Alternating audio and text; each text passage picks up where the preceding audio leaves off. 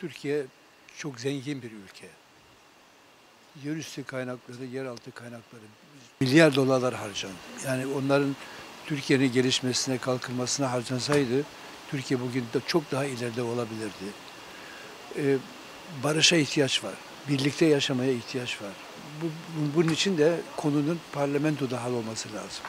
Yani parlamentoda bir grubun kurulması lazım. O grubun o grupta da partiler güçleri oranında değil, her parti mutlaka oraya bir temsilci koyması gerekiyor. Şeffaf yürütülmesi lazım, parlamento buna sahip çıkması lazım. Parlamento buna sahip çıkmadığı sürece bu iş geçmişte olduğu gibi yine yarım kalabilir. Çünkü geçmişte bir şekilde Sayın Cumhurbaşkanı çıktı dedi ki ben bunları kabul etmiyorum dedi. Neden öyle dedi? Çünkü tek bir parti yürütmeye çalışıyordu. Bunun parlamentoya mal olması lazım.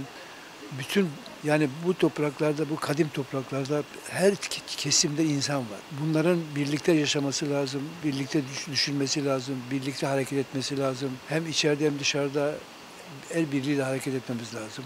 Ben bunların olması halinde bu barış sürecinin sona ereceğini de tahmin ediyorum.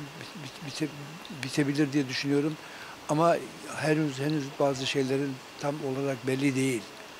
O silahlar kim alacak, nereye gidecek? Kim koruyacak onları? Dağdaki insanlar ne olacak? Yani o insanların nedeniyle oğlunu kaybetmiş, 20 yaşındaki askerini kaybetmiş insanların ne yapacağı belli olmaz. O bakımdan onların ayrıntılarını düşünmek lazım. O dağdakilere de mutlaka bir çözüm bulmamız gerekiyor. Onların da annesi var, babası var, akrabaları var. İki taraf da çok acı çekti. Yani hem Kürtler acı çekti, hem Türkler acı çekti. O nedenle en büyük zararı da bölgedeki insanlar gördü. O bölgedeki insanlar köylerini kaybettiler, tarlalarını kaybettiler, işe gidemediler falan. O nedenle bütün o kaynakları mutlaka barış yolunda kullanmak lazım. Yani bazı kanaat önderlerinin bu işe parmağını, elini taşın altına koyması lazım. Yani hepimize görev düşüyor. Hepimize görev düşüyor.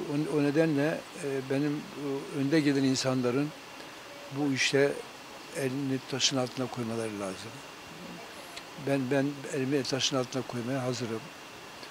Onun için ben bu işin zaman içinde ben bir hal olacağını düşünüyorum ve Türkiye'nin çok daha parlak bir gelecek bekliyor Türkiye. Öncelikle bunu bir terör sorunu olarak görmemek lazım.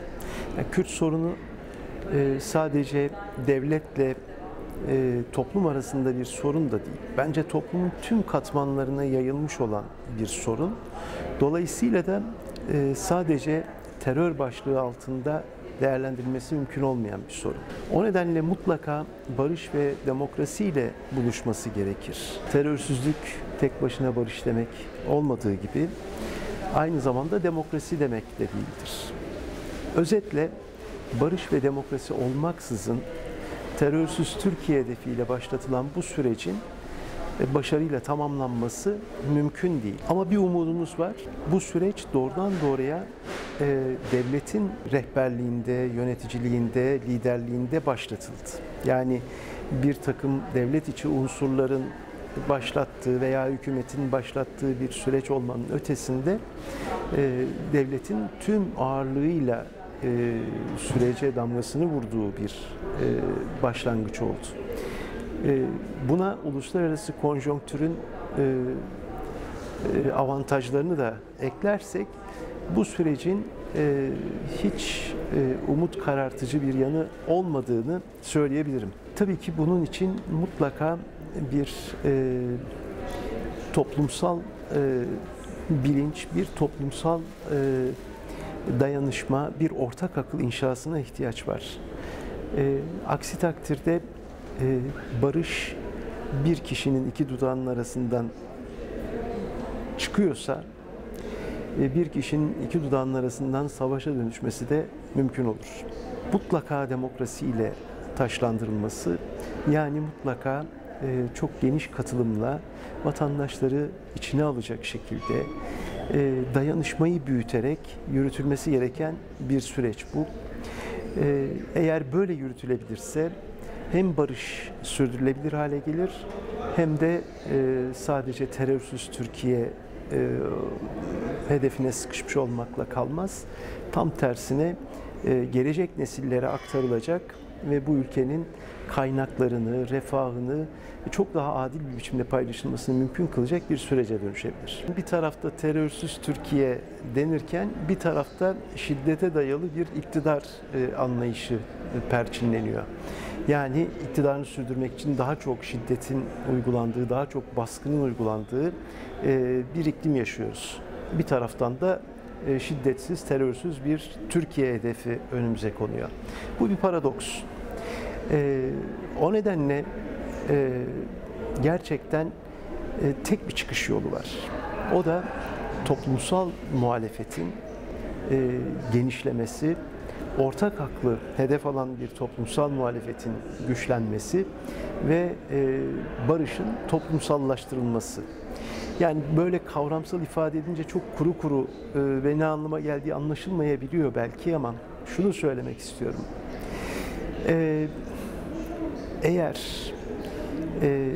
bu ülkede barış olacaksa, bu ülkede demokrasi olacaksa, bunları istiyorsak unutmamamız lazım ki bunların olmamasının bedelini ödedik.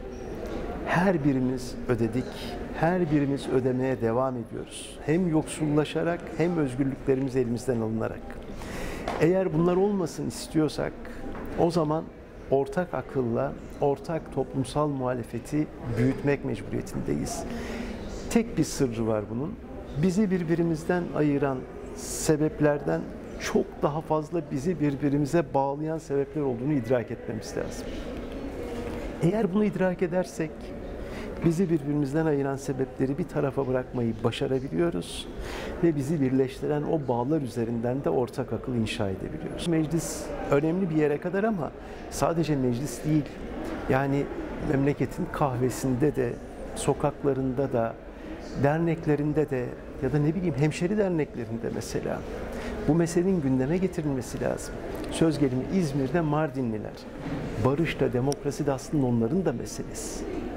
Sadece Diyarbakır'da, Mardin'de yaşayanların değil, İzmir'de yaşayan Diyarbakırlıların da meselesi, İzmir'de yaşayan veya Manisa'da yaşayan Tuncelilerin de meselesi. Kısacası bu meselenin herkesin, hepimizin meselesi olduğunu ve ancak dayanışmayla bu meselelerin altından kalkabileceğimizi anlamamız lazım. Dediğim gibi bunun sırrı da bizi ayıran sebeplerden çok daha fazla ve güçlü bağlayan sebep olduğunu idrak etmemizden geçiyor.